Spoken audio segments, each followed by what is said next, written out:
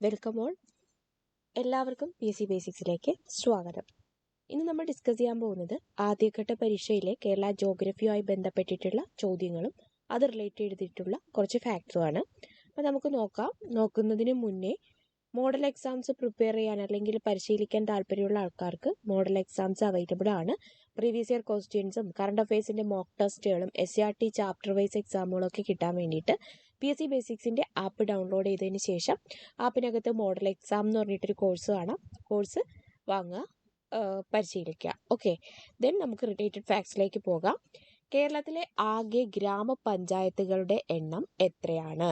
ഏതാണ് ശരിയായിട്ടുള്ളത്? കേരളത്തിലെ ആകെ ഗ്രാമപഞ്ചായത്തുകളുടെ എണ്ണം. ആൻസറിൽ 3 ഓപ്ഷനേ ഉള്ളൂ. അപ്പോൾ സ്വാഭാവികമായിട്ടും ആ ഉത്തരം ഏതായിരിക്കും?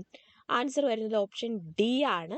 941 ഗ്രാമപഞ്ചായത്തുകളാണ് കേരളത്തിലെ ആകെ ഗ്രാമപഞ്ചായത്തുകളുടെ എണ്ണം. അപ്പം ഇത് റിലേറ്റ് ചെയ്തിട്ട് ചോദിക്കാൻ സാധ്യതയുള്ളത് കേരളത്തിലെ ജില്ലാ പഞ്ചായത്തുകളുടെ എണ്ണം എത്ര? കേരളത്തിലെ ജില്ലാ പഞ്ചായത്തുകളുടെ എണ്ണം 14 ആണ്. അറിയാം, 14 ജില്ലകളുണ്ട്. ഓരോ ജില്ലയ്ക്കും ജില്ലാ പഞ്ചായത്തുകളുണ്ട്. കേരളത്തിലെ ബ്ലോക്ക് പഞ്ചായത്തുകളുടെ എണ്ണം 152 ആണ്. എത്രയാണ് കേരളത്തിലെ ബ്ലോക്ക് പഞ്ചായത്തുകളുടെ എണ്ണം? അത് 152 ആണ്. ഏറ്റവും കൂടുതൽ ബ്ലോക്ക് പഞ്ചായത്തുള്ള ജില്ല തൃശ്ശൂർ ജില്ലയാണ്. കേരളത്തിലെ ഗ്രാമപഞ്ചായത്തുകളുടെ എണ്ണം നമ്മൾ പറഞ്ഞു ഓൾറെഡി, 941. കേരളത്തിലെ റവന്യൂ ഡിവിഷനുകളുടെ എണ്ണം 27 ആണ്. കേരളത്തിലെ റവന്യൂ ഡിവിഷനുകളുടെ എണ്ണം എത്രയാണ്? 27 ആണ്. കേരളത്തിലെ റവന്യൂ വില്ലേജുകളുടെ എണ്ണം 1664 ആണ്. അതായത് നമ്മുടെ ഈ വില്ലേജ് ഓഫീസുകൾ വരുന്നത് ഈ റവന്യൂ വില്ലേജുകളിലാണ്. അങ്ങനെ കേരളത്തിൽ മൊത്തം 1664 റവന്യൂ വില്ലേജുകളാണ് ഉള്ളത്. കേരളത്തിലെ താലൂക്കുകളുടെ എണ്ണം 78 ആണ്. കേരളത്തിലെ കോർപ്പറേഷനുകളുടെ എണ്ണം 6 ആണ്. ഇനി കേരളത്തിലെ നഗരസഭകളുടെ എണ്ണവും കേരളത്തിലെ താലൂക്കുകളുടെ എണ്ണവും കൂടെ പഠിക്കാൻ എളുപ്പമാണ്. കേരളത്തിലെ താലൂക്കുകളുടെ എണ്ണം 78. തിരിച്ചിടുമ്പോൾ 87 ആണ് കേരളത്തിലെ നഗരസഭകളുടെ എണ്ണം. Okay, next. ക്ലിയർ ആയല്ലോ? നെക്സ്റ്റ് അടുത്ത ചോദ്യം, കേരളത്തിലെ ഏറ്റവും വലിയ ജലവൈദ്യുത പദ്ധതി ഏതാണ്? കേരളത്തിലെ ഏറ്റവും വലിയ ജലവൈദ്യുത പദ്ധതിയാണ് ചോദിച്ചിരിക്കുന്നത്. ഓപ്ഷൻ സി ആണ് ശരിയായിട്ടുള്ള ഉത്തരം, ഇടുക്കിയാണ്. അപ്പോൾ അത് റിലേറ്റ് ചെയ്തിട്ട് കേരള ജലവൈദ്യുത പദ്ധതിയുമായി ബന്ധപ്പെട്ട് ചോദിക്കാനുള്ള സാധ്യതയുള്ള ക്വസ്റ്റ്യൻസ് ആണ്. കേരളത്തിലെ ഏറ്റവും കൂടുതൽ ജലവൈദ്യുതി ഉൽപ്പാദിപ്പിക്കുന്നത് ജലവൈദ്യുത പദ്ധതികളിലൂടെയാണ്. ഏറ്റവും കൂടുതൽ ജലവൈദ്യുത പദ്ധതികളുള്ള കേരളത്തിലെ ജില്ല ഇടുക്കി ജില്ലയാണ്. ദെൻ ഏറ്റവും കൂടുതൽ ജലവൈദ്യുത പദ്ധതികളും അണക്കെട്ടുകളും ഉള്ള കേരളത്തിലെ നദി ചോദിക്കുകയാണെങ്കിൽ അത് പെരിയാറാണ്. അപ്പൊ ഏറ്റവും കൂടുതൽ ജലവൈദ്യുത പദ്ധതികളുള്ള കേരളത്തിലെ ജില്ല ഇടുക്കിയാണ്. ഏറ്റവും കൂടുതൽ ജലവൈദ്യുത പദ്ധതികളും അണക്കെട്ടുകളും ഉള്ളത് പെരിയാറിലാണ്. കേരളത്തിലെ ആദ്യത്തെ ജലവൈദ്യുത പദ്ധതി, അപ്പോൾ കേരളത്തിലെ ഏറ്റവും വലുത് ചോദിക്കുകയാണെങ്കിൽ അത് ഇടുക്കിയാണ്. എന്നാൽ ആദ്യത്തെ ജലവൈദ്യുത പദ്ധതി ചോദിക്കുകയാണെങ്കിൽ അത് പള്ളിവാസൽ. 1940 അത് കമ്മീഷൻ ചെയ്തത്. ഇടുക്കി ജില്ലയിലെ മുതിരപ്പുഴയിലാണ് പള്ളിവാസൽ ജലവൈദ്യുത പദ്ധതി സ്ഥിതി ചെയ്യുന്നത്. അടുത്തത് മലബാറിലെ ആദ്യത്തെ ജലവൈദ്യുത പദ്ധതി കുറ്റ്യാടിയാണ്. മലബാറിലെ ആദ്യത്തെ ജലവൈദ്യുത പദ്ധതി കുറ്റ്യാടിയാണ്. കേരളത്തിലെ രണ്ടാമത്തെ ജലവൈദ്യുത പദ്ധതി ചോദിക്കുകയാണെങ്കിൽ അതും ഈ ഇടുക്കി ജില്ലയിൽ തന്നെയാണ്, ചെങ്കുളമാണ് കേരളത്തിലെ രണ്ടാമത്തെ ജലവൈദ്യുത പദ്ധതി. ദെൻ സ്വകാര്യ മേഖലയിലെ, അതായത് പ്രൈവറ്റ് ആയിട്ട് ഏറ്റവും വലിയ ജലവൈദ്യുത പദ്ധതി കൂത്തുങ്കലാണ്, ഇടുക്കി ജില്ലയിലാണത്. കൂത്തുങ്കൽ ഇടുക്കി ജില്ലയില്. കേരളത്തിലെ ഏറ്റവും വലിയ ഭൂഗർഭ ജലവൈദ്യുത നിലയം മൂലമറ്റമാണ്, അതും ഇടുക്കി ജില്ലയിലാണ്. മൂലമറ്റത്തിലാണ് കേരളത്തിലെ ഏറ്റവും വലിയ ഭൂഗർഭ ജലവൈദ്യുത നിലയം സ്ഥിതി ചെയ്യുന്നത്. ഇന്ത്യയിൽ ആദ്യമായി വൈദ്യുത ഉൽപാദനം തുടങ്ങിയ ഗ്രാമപഞ്ചായത്ത്, അതായത് ഒരു ഗ്രാമപഞ്ചായത്ത് ആദ്യമായിട്ട് വൈദ്യുത ഉൽപാദനം തുടങ്ങി ആ ഒരു ഗ്രാമപഞ്ചായത്തിന് വേണ്ടിയിട്ട് ഇന്ത്യയിൽ തന്നെ ആദ്യമായിട്ടാണ് മാങ്കുളമാണ്, ഇടുക്കി ജില്ലയിലാണ്. ദെൻ നമ്മുടെ ഇടുക്കി പദ്ധതി ഉദ്ഘാടനം ചെയ്തത് ഇന്ദിരാഗാന്ധിയാണ്. ഇന്ത്യയിലെ ആദ്യത്തെ ആർച്ച് ഡാമാണ് ഇടുക്കി ഡാം. പെരിയാർ കുറവൻ കുറുത്തി മലകൾക്കിടയിലാണ് ഇത് സ്ഥിതി ചെയ്യുന്നത്. ഇതിന്റെ സ്ഥാപിത ശേഷി 780 മെഗാവാട്ടാണ്. കാനഡയുടെ സഹായത്തോടെ, കാനഡ ഇടുക്കി പഠിക്കാൻ എളുപ്പമുണ്ട്, കാനഡയുടെ സഹായത്തോടെ ആരംഭിച്ച ജലവൈദ്യുത പദ്ധതി ഏതെന്ന് ചോദിക്കുവാണെങ്കിൽ ഇടുക്കി ജലവൈദ്യുത പദ്ധതിയാണ്. ഇനി ഈ സ്ഥലത്ത് നമ്മൾ പഠിച്ചിരിക്കേണ്ട മറ്റൊരെണ്ണം കൂടിയുണ്ട്, ഉറുമി ജലവൈദ്യുത പദ്ധതി. അത് ചൈനയുടെ സഹായത്തോടെയാണ് പിന്നെ പദ്ധതി ആരംഭിച്ചിരിക്കുന്നത്. ഓക്കെ, അടുത്തത് കേരളത്തിലെ നദികളിൽ കിഴക്കോട്ടൊഴുകുന്ന നദി ഏതാണ്? കേരളത്തിലെ മൊത്തം നദികൾ എടുക്കുകയാണെങ്കിൽ അതിനകത്ത് കിഴക്കോട്ടൊഴുകുന്ന നദി തന്നിരിക്കുന്നതിൽ ഏതാണ്? ഓപ്ഷൻ ബി ആണ്. ഏത്? ഓപ്ഷൻ ബി, കബനി ആണ് ശരിയായിട്ടുള്ള ഉത്തരം. കബനി. ഓക്കെ, അപ്പോൾ 15 കിലോമീറ്ററിൽ കൂടുതലുള്ള പുഴകളെയാണ് പൊതുവെ നദികളായിട്ട് പരിഗണിക്കുന്നത്. ഇങ്ങനെ കേരളത്തിൽ മൊത്തം 44 നദികളാണുള്ളത്. ഇതിനകത്ത് 3 നദികൾ കിഴക്കോട്ടൊഴുകുന്ന നദിയാണ്. ഏതൊക്കെയാണത്? കബനി, ഭവനി, പാമ്പാർ എന്നിവ. 41 പടിഞ്ഞാറോട്ടൊഴുകുന്ന നദികളുണ്ട്. കേരളത്തിൽ 100 കിലോമീറ്റർ കൂടുതൽ നീളമുള്ള നദികളുടെ എണ്ണം 11 ഏറ്റവും കൂടുതൽ നദികൾ ഒഴുകുന്ന ജില്ല അല്ലെങ്കിൽ നദികളുടെ നാടെന്നൊക്കെ അറിയപ്പെടുന്നത് കാസർഗോഡാണ്. മൊത്തം 12 നദികളാണ് കാസർഗോഡ് ജില്ലയിലൂടെ ഒഴുകുന്നത്. കേരളത്തിലെ ഏറ്റവും നീളം കൂടിയ നദി ഏതാണ്? അത് പെരിയാർ നദിയാണ്. ഏറ്റവും കൂടുതൽ പോഷക നദികളുള്ള നദി ചോദിച്ചാലും, ഏറ്റവും കൂടുതൽ ജലം വഹിക്കുന്ന നദി ചോദിച്ചാലും, ഏറ്റവും കൂടുതൽ ജലവൈദ്യുത പദ്ധതികളുള്ള നദി ചോദിച്ചാലും പെരിയാറാണ്. പോഷക നദികളുള്ളത്, ഏറ്റവും വലിയ നദി, ജലം വഹിക്കുന്ന നദി, ജലവൈദ്യുത പദ്ധതികളുള്ള നദിയും പെരിയാറാണ്. ഏറ്റവും കൂടുതൽ മത്സ്യസമ്പത്തുള്ള കേരളത്തിലെ നദിയാണ് ചാലക്കുടി പുഴ. ചാലക്കുടി പുഴ വെച്ചിട്ട് നമുക്കറിയാം, പാട്ടൊക്കെ അറിയാന്നുള്ളതാണ്. അപ്പോൾ എന്താണ് മത്സ്യ സമ്പത്ത് ഏറ്റവും കൂടുതലുള്ള നദി അല്ലെങ്കിൽ ജൈവ വൈവിധ്യങ്ങൾ ഏറ്റവും കൂടുതലുള്ള നദി ഏതെന്ന് ചോദിക്കുകയാണെങ്കിൽ അത് ചാലക്കുടി പുഴയാണ്. കേരളത്തിലെ ഏറ്റവും കൂടുതൽ ജൈവ വൈവിധ്യമുള്ള നദിയാണ് ചാലക്കുടി പുഴ. കേരളത്തിലെ ഏറ്റവും ചെറിയ നദി മഞ്ചേശ്വരം പുഴയാണ്. മഞ്ചേശ്വരം പുഴ കാസർഗോഡാണ്. കേരളത്തിലെ ഏറ്റവും ചെറിയ നദിയാണ് മഞ്ചേശ്വരം നദി. കേരളത്തിലെ ഏറ്റവും വടക്കേ അറ്റത്തുള്ള, കാസർഗോഡ് ജില്ലയിലാവുമ്പോൾ ഏറ്റവും വടക്കേ അറ്റത്തുള്ളത് ഏതാണ്? മഞ്ചേശ്വരം നദിയാണ്. കേരളത്തിൽ കടലിൽ പതിക്കുന്ന നദികളിൽ ഏറ്റവും ചെറിയ നദി രാമപുരം പുഴയാണ്.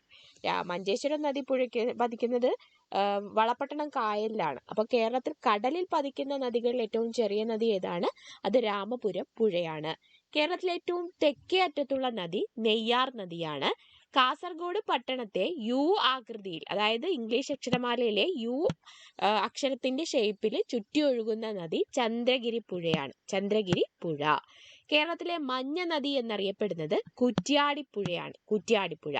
കിഴക്കോട്ടൊഴുകുന്ന നദികളിൽ കേരളത്തിലെ ഏറ്റവും വലിയ നദി കബനി നദിയും ഏറ്റവും ചെറിയ നദി പാമ്പാർ നദിയുമാണ്. ദെൻ അടുത്ത ചോദ്യം, കേരളത്തിലെ പക്ഷി സങ്കേതങ്ങളിൽ ഉൾപ്പെടാത്തത് ഏതാണ്? തട്ടേക്കാടുണ്ട്, മംഗളവനമുണ്ട്, ചൂലന്നൂരുണ്ട്, ചിന്നാറുണ്ട്. ഇതിനകത്ത് പക്ഷി സങ്കേതങ്ങൾ ഉൾപ്പെടാത്തത് ഓപ്ഷൻ ഡി ആണ്, ചിന്നാറാണ്. അപ്പൊ നമുക്ക് നോക്കാം എന്താണ് സംഭവം. തട്ടേക്കാട്, അതുപോലെ തന്നെ ഏതൊക്കെയാണ് പ്രധാനപ്പെട്ട പക്ഷി സങ്കേതങ്ങൾ? ഒന്ന് മംഗളവനം. മംഗളവനം സ്ഥിതി ചെയ്യുന്നത് എറണാകുളം ജില്ലയിലാണ്. കൊച്ചിയുടെ ഹൃദയഭാഗത്താണ് ഈ മംഗളവനം സ്ഥിതി ചെയ്യുന്നത്. അടുത്തത് കുമരകം, കോട്ടയം ജില്ലയിലാണ് കുമരകം. ചൂലന്നൂർ സ്ഥിതി ചെയ്യുന്നത് പാലക്കാട് ജില്ലയിലാണ്. തട്ടേക്കാട് എറണാകുളം. അപ്പൊ എറണാകുളത്ത് 2 പക്ഷി സങ്കേതമുണ്ട്, ഒന്ന് തട്ടേക്കാടും ഒന്ന് മംഗളവനവും. പിന്നെ കോട്ടയത്ത് കുമരകം, ചൂലന്നൂർ സ്ഥിതി ചെയ്യുന്നത് പാലക്കാട് ജില്ലയിലാണ്. തിരുവനന്തപുരത്ത് പക്ഷിപ്പാതാളം സ്ഥിതി ചെയ്യുന്നത് വയനാട് ജില്ലയിലാണ്. ഓക്കെ, അടുത്തത് കേരളത്തിലെ ആദ്യത്തെ പക്ഷി സംരക്ഷണ കേന്ദ്രം എവിടെയാണ് സ്ഥിതി ചെയ്യുന്നത്? കേരളത്തിലെ ആദ്യത്തെ പക്ഷി സംരക്ഷണ കേന്ദ്രം തട്ടേക്കാടാണ്. ഡോക്ടർ സലീം അലിയുടെ പേരിൽ അറിയപ്പെടുന്ന പക്ഷി സംരക്ഷണ കേന്ദ്രമാണ് തട്ടേക്കാട്. കേരളത്തിലെ ഏറ്റവും വലിയ പക്ഷി സങ്കേതം ചോദിച്ചാലും തട്ടേക്കാടാണ്. ഏറ്റവും ചെറിയ പക്ഷി സങ്കേതം മംഗളവനം. ദെൻ ദേശാടന പക്ഷികളുടെ പർദീസ എന്നറിയപ്പെടുന്നത് കടലുണ്ടിയാണ്. കടലുണ്ടി പക്ഷി സങ്കേതം സ്ഥിതി ചെയ്യുന്നത് മലപ്പുറത്താണ്. കടലുണ്ടി പക്ഷി സങ്കേതം സ്ഥിതി ചെയ്യുന്നത് എവിടെയാണ്? മലപ്പുറത്താണ്. ദേശാടന പക്ഷികളുടെ പർദീസ എന്നറിയപ്പെടുന്നതാണ് ഇത്. കേരളത്തിലെ ആദ്യത്തെ കമ്മ്യൂണിറ്റി റിസർവ് ഏതെന്ന് ചോദിച്ചാൽ അത് കടലുണ്ടി വള്ളിക്കുന്നാണ്. മയിലുകളുടെ സംരക്ഷണത്തിന് വേണ്ടി രൂപീകരിച്ച പക്ഷി സങ്കേതമാണ് ചൂലന്നൂർ പക്ഷി സങ്കേതം. ഇത് കെ നീലകണ്ഠന്റെ പേരിലാണ് അറിയപ്പെടുന്നത്. മയിലുകളുടെ സംരക്ഷണത്തിന് വേണ്ടിയിട്ട് രൂപീകരിച്ച പക്ഷി സങ്കേതമായ ചൂലന്നൂർ പക്ഷി സങ്കേതം കെ നീലകണ്ഠന്റെ പേരിലാണ് അറിയപ്പെടുന്നത്. അടുത്തത് ബേക്കേഴ്സ് എസ്റ്റേറ്റ് എന്നറിയപ്പെടുന്നത് കുമരകം പക്ഷി സങ്കേതമാണ്. ബേക്കേഴ്സ് എസ്റ്റേറ്റ് ഇത് കോട്ടയം ജില്ലയിലാണ് സ്ഥിതി ചെയ്യുന്നത്. പക്ഷിഗ്രാമം എന്നറിയപ്പെടുന്നത് നൂറനാട് എന്ന പ്രദേശമാണ്. ഇത് ആലപ്പുഴയിലാണ് സ്ഥിതി ചെയ്യുന്നത്. പക്ഷിഗ്രാമം എന്നറിയപ്പെടുന്നത് നൂറനാടാണ്. ഓക്കെ, അടുത്ത ചോദ്യം, ഭാരതപ്പുഴയുടെ ഉത്ഭവസ്ഥാനം ഏതാണ്? ഭാരതപ്പുഴയുടെ ഉത്ഭവസ്ഥാനം ആൻസർ ഓപ്ഷൻ എ ആണ്. ആനമല നിരകളിലെ പോത്തന്നൂരിനടുത്ത് നിന്നാണ് ഭാരതപ്പുഴയുടെ ഉത്ഭവസ്ഥാനം. ഓക്കെ, അപ്പൊ ഇത് റിലേറ്റ് ചെയ്തിട്ട് അറിയേണ്ടത്, ആദ്യം ഭാരതപ്പുഴയെ പറ്റി പറയുകയാണെങ്കിൽ കേരളത്തിലെ രണ്ടാമത്തെ വലിയ നദിയാണ് ഭാരതപ്പുഴ. കേരളത്തിലെ നൈൽ എന്നറിയപ്പെടുന്നു. ശോകനാശിനി പുഴ എന്ന് എഴുത്തച്ഛൻ വിശേഷിപ്പിച്ചത് ഈ ഭാരതപ്പുഴയാണ്. ചരിത്ര പ്രസിദ്ധമായ മാമാങ്കം നടന്നതും ഭാരതപ്പുഴയുടെ തീരത്താണ്. ദെൻ ബാക്കി നദികൾ ഉത്ഭവിക്കുന്ന കാര്യങ്ങളാണ് പറയാൻ പോകുന്നത്. പമ്പ നദി ഉത്ഭവിക്കുന്നത് ഇടുക്കി പീരുമാടിലുള്ള പുളിച്ചിമലയിൽ നിന്നാണ്. അപ്പൊ പുളിച്ചിമലയിൽ നിന്നാണ് പമ്പ നദി ഉത്ഭവിക്കുന്നത്. പെരിയാർ ഉത്ഭവിക്കുന്നത് ഇടുക്കി ജില്ലയിലാണ്. ഇടുക്കി ജില്ലയിലെ ശിവഗിരി മലയിൽ നിന്നാണ് പെരിയാർ ഉത്ഭവിക്കുന്നത്. ദെൻ തമിഴ്നാട്ടിലെ ഇളമ്പലേരിക്കുന്നിൽ നിന്നാണ് ചാലിയാർ നദി ഉത്ഭവിക്കുന്നത്. മഞ്ചേശ്വരം പുഴ ഏറ്റവും ചെറിയ നദി ആയതുകൊണ്ട് തന്നെ ബാലേപ്പൂണി കുന്നുകളിൽ നിന്നാണ് ഉത്ഭവിക്കുന്നത്. ദെൻ നെയ്യാർ നദി ഉത്ഭവിക്കുന്നത് എവിടെ നിന്നാണ്? അഗസ്ത്യമലയിൽ നിന്നാണ് ഉത്ഭവിക്കുന്നത്. ഒന്നും കൂടി പറയാം, പമ്പാ നദി ഉത്ഭവിക്കുന്നത് ഇടുക്കി ജില്ലയിലെ പീരുമേട്ടിലെ പുളിച്ചിമലയിൽ നിന്നാണ്. പെരിയാർ ഉത്ഭവിക്കുന്നത് ഇടുക്കിയിലെ ശബരിഗിരി മലയിൽ നിന്നാണ്. തമിഴ്നാട്ടിലെ ഇളമ്പലേരി കുന്നിൽ നിന്നാണ് ചാലിയാർ നദി ഉത്ഭവിക്കുന്നത്. മഞ്ചേരിപ്പുഴ ഉത്ഭവിക്കുന്നത് ബാലേപ്പൂടി കുന്നുകളിൽ നിന്നാണ്. ദെൻ അഗസ്ത്യമലയിൽ നിന്നാണ് നെയ്യാർ നദി ഉത്ഭവിക്കുന്നത്.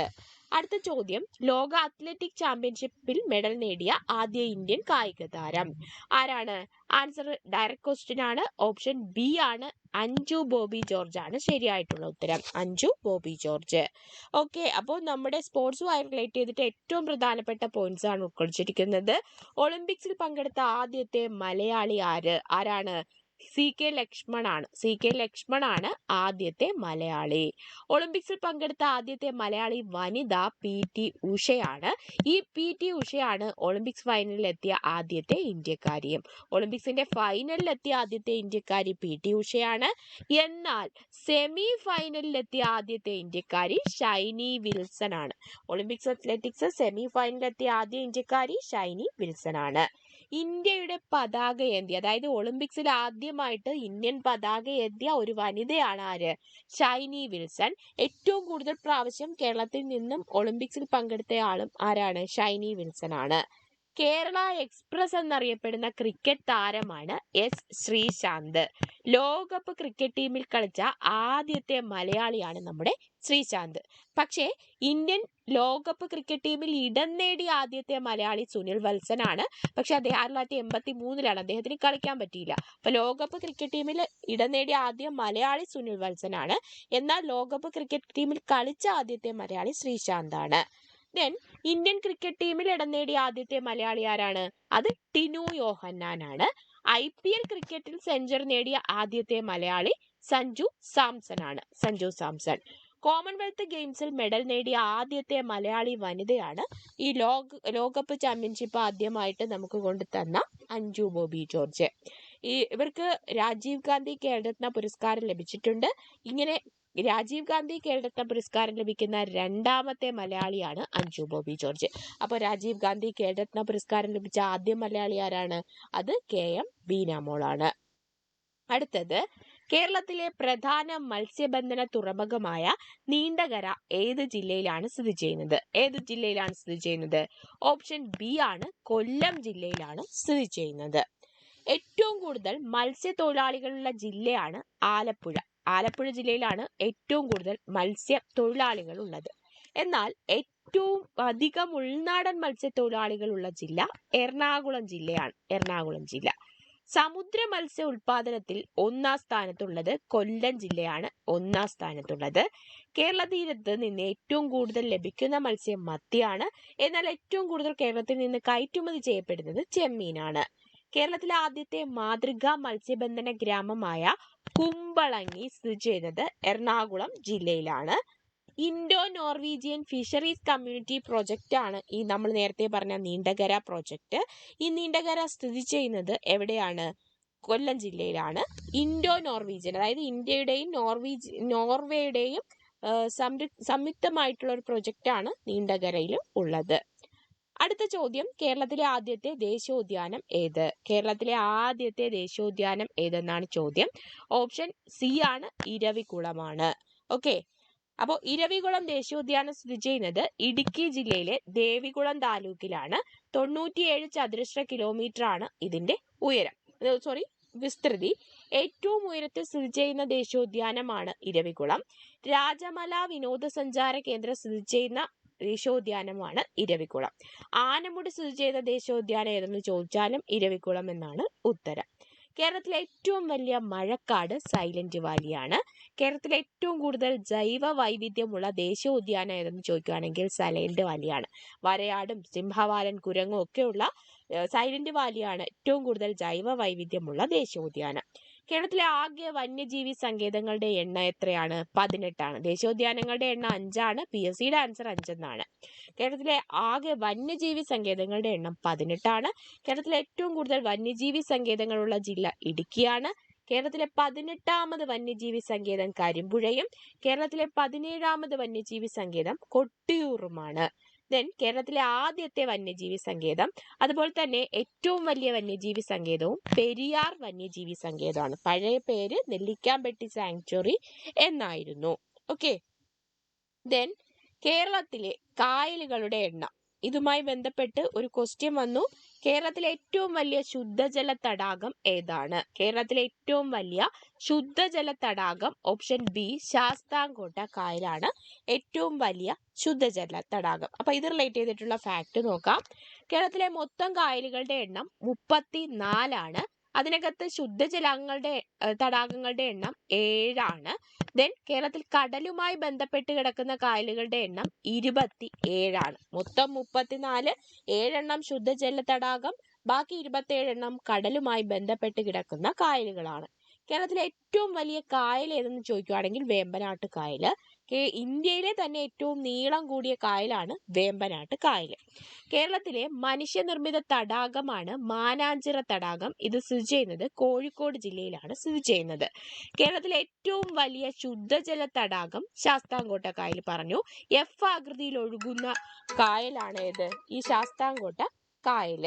അടുത്തത്, സമുദ്രനിരപ്പിൽ നിന്ന് ഏറ്റവും ഉയരത്തിലുള്ള ശുദ്ധജല തടാകം പൂക്കോട് തടാകമാണ്. സമുദ്രനിരപ്പിൽ നിന്ന് ഏറ്റവും ഉയരത്തിലുള്ള ശുദ്ധജല തടാകമാണ് പൂക്കോട് തടാകം.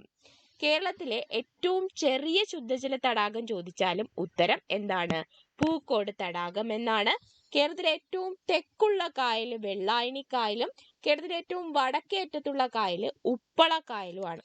ദെൻ പനയുടെ ആകൃതിയിലും നീരാളിയുടെ ആകൃതിയിലും കാണപ്പെടുന്ന കായലാണ് ഏത്? അഷ്ടമുടി കായൽ. പനയുടെ ആകൃതിയിലും നീരാളിയുടെ ആകൃതിയിലും കാണപ്പെടുന്നത് അഷ്ടമുടി കായലാണ്. എഫ് ആകൃതിയിൽ കാണപ്പെടുന്നത് ശാസ്താംകോട്ട തടാകമാണ്. ഇന്ത്യൻ ഭൂപടത്തിന്റെ ആകൃതിയിൽ കാണപ്പെടുന്നത് കേരളത്തിലെ ഏറ്റവും ചെറിയ ശുദ്ധജല തടാകമായ പൂക്കോട് തടാകമാണ്. അടുത്തത്, കേരളത്തിലെ ഏറ്റവും, ഇത് നമ്മൾ പറഞ്ഞ ക്വസ്റ്റ്യൻ ആണ്, ലാസ്റ്റ് ക്വസ്റ്റ്യൻ, കേരള സംസ്ഥാനം നിലവിൽ വന്നത് എന്നാണ്. വളരെ സിമ്പിൾ ആയിട്ടുള്ള ക്വസ്റ്റ്യൻസ് ആയിരുന്നു. അപ്പൊ ആൻസർ എന്താണ് വരുന്നത്? ഓപ്ഷൻ ഡി ആണ്.